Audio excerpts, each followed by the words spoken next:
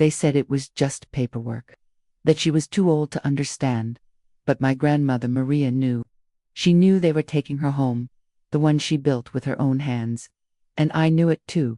The difference is, I recorded everything, the signatures, the lies, the day they locked her out. They thought no one would notice, but I did.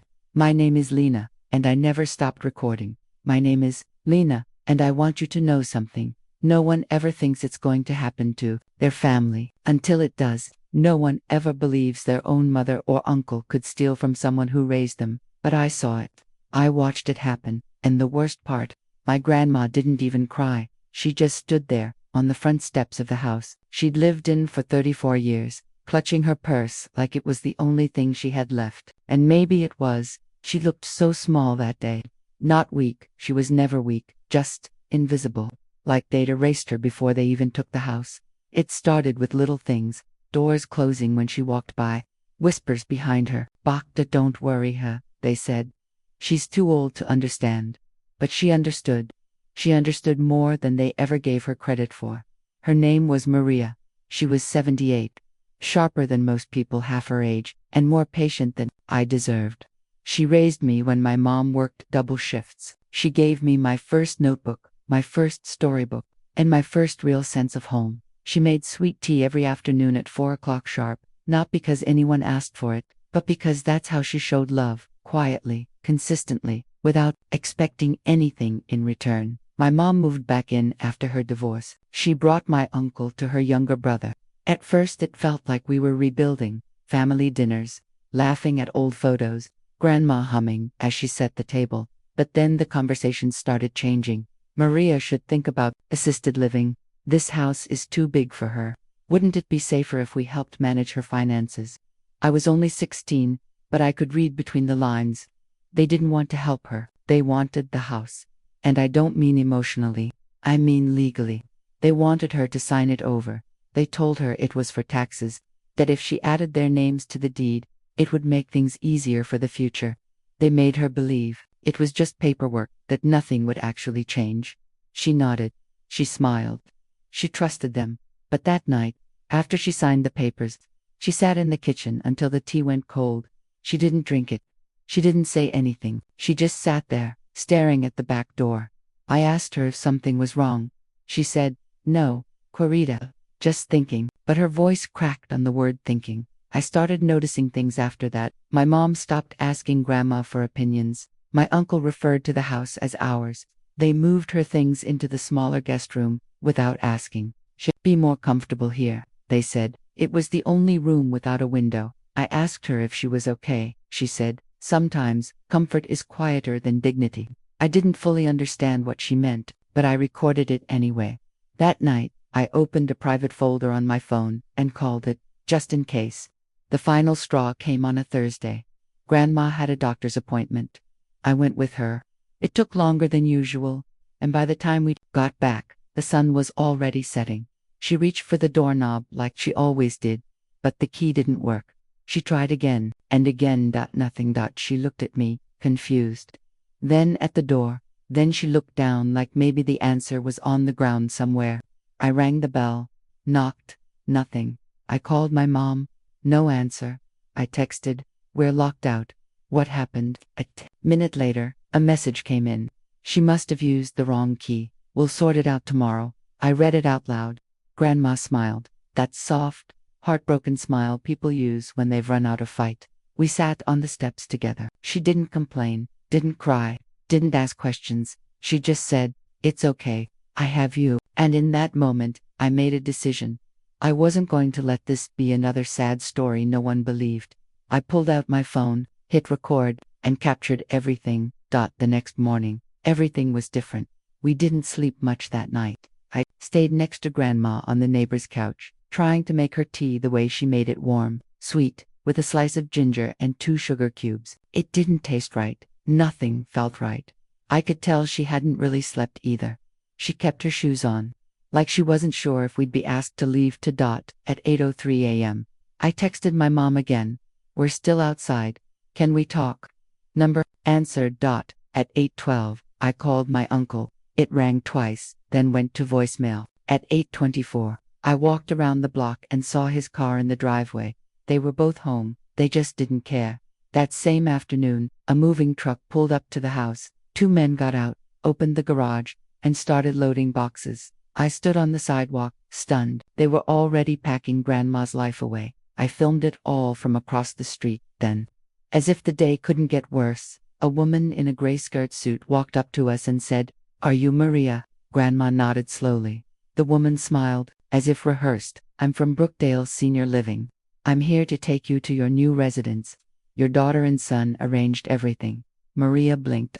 I didn't know it was today." The woman glanced at her clipboard. "Well, it's all set. A lovely private room, meals included, on-site nurses. It's actually a really great place." She tried to make it sound like a vacation.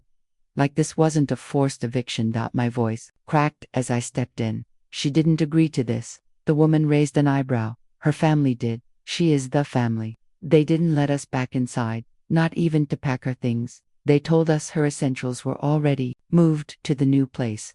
Everything else would be handled." Handled, that word echoed in my head for hours. I took Grandma's hand. It was trembling.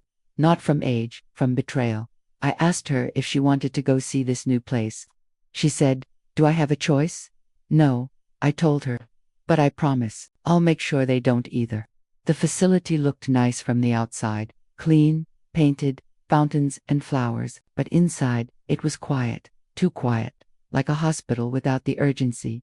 We were shown to her new room. A single bed, a lamp, a window facing a brick wall, no books, no photographs, no home. She didn't unpack. She didn't even sit down. She just stood in the doorway and stared. "I thought I'd die in my kitchen," she said softly, not in fear, not in sadness, in disbelief. Like she still couldn't believe her children had done this. Neither could I. That night, I went home alone, not to the old house. I wasn't allowed there anymore. I went to a friend's, sat on her floor, opened my phone, and played every clip I had saved, every whispered conversation, every recorded insult, every message they didn't know I renamed the folder, Evidence, Maria Ata. And then, I created 3 backups, one in the cloud, one on a flash drive, and one in my inbox scheduled to autosend if anything happened to me, because I wasn't just angry, I was done being silent. It's strange what you start to notice when you're paying attention. The way people lie without blinking, the way they rewrite the story in real time, as if the truth is just a suggestion. But I had the truth saved, labeled, time-stamped. They could lie all they wanted, but I had receipts. Over the next week, I visited Grandma every day. She tried to smile for me, tried to seem okay, but her eyes, they didn't move the way they used to.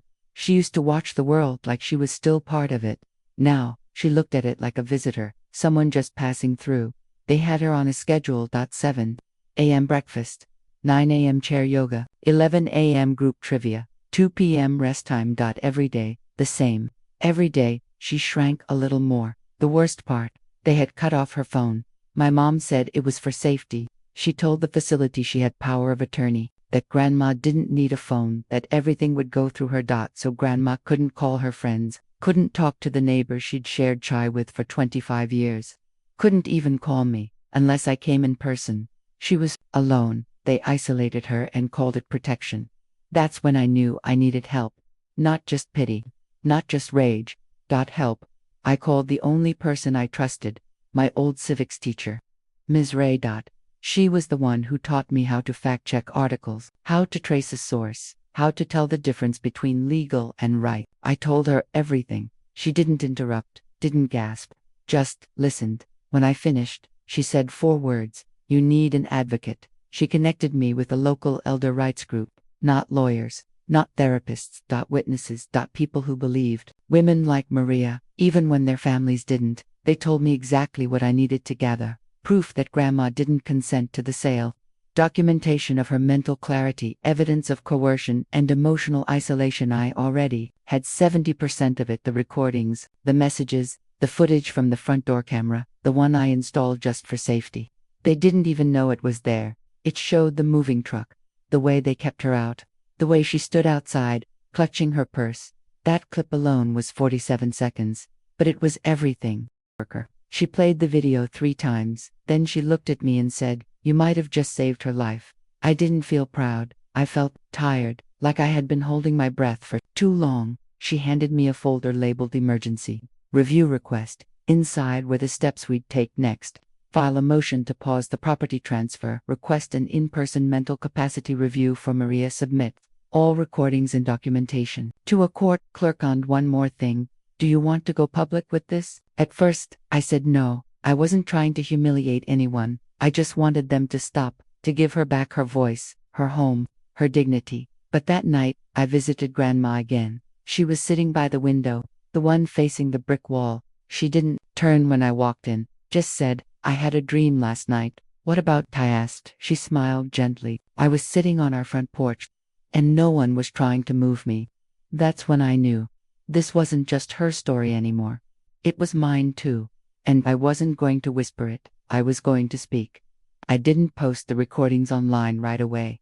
I started with a letter. Not to my mom, not to my uncle. To the facility director at the care home where Maria was being held. I called it that, held, because that's what it felt like. In the letter, I laid out everything. The way her home was taken under false pretenses, the manipulation disguised as concern, the isolation and control over her communications, and most importantly, the truth. Maria never wanted to leave her home. I attached the voice clips, the timestamps, the door footage. I didn't threaten them. I just said, if this is what elder care looks like, the public deserves to know. 2 days later, we were called in for a meeting. Ms. Ray came with me. So did a volunteer advocate from the elder rights group. My mom and uncle showed up, clearly irritated. "I can't believe she dragged this into court," my mom hissed. "She's 16, my uncle muttered. "What does she even know?"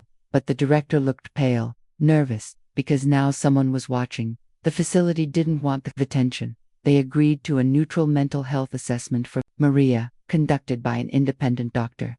They also reinstated her phone access, and, for the first time since she'd been moved in, gave her the choice to leave. When I told her, her face barely moved, just one slow breath. Then she said, "They never asked me what I wanted. Not once." The day of the assessment, I held her hand in the hallway. She was nervous. Not because she doubted herself, but because she feared they'd twist her words. The doctor arrived, calm, kind. She asked questions gently, respectfully, and Maria. She answered everything with clarity. Her full name, her date of birth, the names of all her children, even the ones who forgot hers, and when asked if she understood why she was there, she paused, then said, "Because my granddaughter remembered what I never said out loud." 2 weeks passed. Then the letter came. Official court seal, thick envelope. Inside, a temporary stay on the property sale, a revocation of the power of attorney due to conflict of interest, and the reinstatement of Maria's decision-making rights. I cried before I could even finish reading. They didn't get the house. They didn't get the silence. They got caught. My mom called once. She said I'd destroyed the family. I didn't yell. I didn't argue. I just asked, was it ever a family if we let her suffer for our comfort? She hung up. I haven't heard from her since. Grandma moved in with me a month later, not into a mansion, not into something fancy, just a warm, 2-bedroom rental with a balcony she could fill with flowers again. She made tea at 4 o'clock. Just like before, she started knitting again. She even laughed in her sleep sometimes. One day, while folding laundry, she looked at me and said, "You know, I thought I was invisible, but you saw everything." I didn't know what to say, so I just smiled and whispered, "I recorded it for both of us." It's been 3 years since I stood outside that house and pressed record. 3 years since Maria lost her home overnight. 3 years since I decided to stop being a child in the background and become the person who refused to forget. She's 81 now. Her hair is mostly silver. Her knees ache a little more. But her voice, steady, warm, firm. She still makes tea at 4 p.m., still knits, still listens to old music on the radio, and hums along when she thinks I'm not paying attention. We moved into a small duplex near the community center. It's not fancy, but it's ours. She volunteers now, once a week, at the senior storytelling group. They meet in a quiet rec room with cracked leather chairs and too many sugar cookies. She tells her story. Not always directly, but in pieces. Sometimes she says, "My family forgot who I was, so I had to remember for them." And the others nod, because they've lived it too. As for me, I never stopped recording. What started as a folder on my phone has now become something bigger. I turned her story into a video essay and posted it anonymously, faces blurred, voices softened. I didn't expect it to reach more than a few people, but it spread fast. Thousands of comments from strangers around the world. This happened to my grandfather. My mom's going through this right now. I thought I was the only one. Thank you for speaking up. It wasn't just our story anymore. It was everyone's. I got invited to speak at a local college in their social justice lecture series. I stood in front of students, professors, people my age and twice my age, and told them the truth, that abuse doesn't always look like bruises. Sometimes, it looks like a title transfer, a revoked phone plan, a quiet meal served with silence. I told them Maria's story.